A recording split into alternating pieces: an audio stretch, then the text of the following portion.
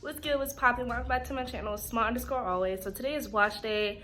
I'm going to take you along with me to show you when you don't have a washer and dryer in your apartment, what you gotta do. So I made it to the washing place, had to walk about a block, but you know, it's okay. So every place that is universal, you have to have your ID card to swipe in. So, you know, that's what I'm gonna do. I'm gonna swipe in and it turns green. Well, it's red because I didn't open the door, but this turns green. After you swipe to get in, this is what you see in the inside. There's 3 washers here, and there's 3 dryers here. And for the washers, this is what it looks like in the back.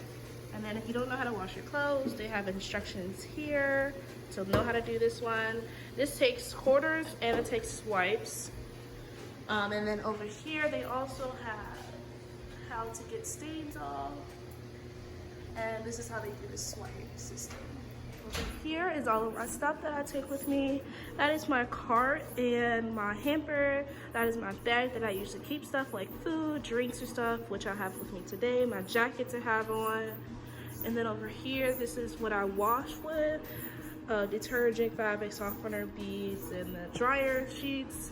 I put it in the smaller ones because I have to walk here, so I don't want the big bulky ones. And my orange juice, of course. What's in here with me, so that's when my mask is down.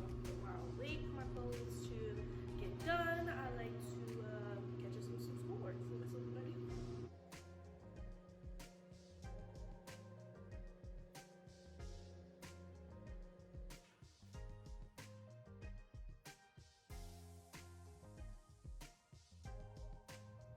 Okay, so I just finished washing and it's time to go. So let's get stuff ready.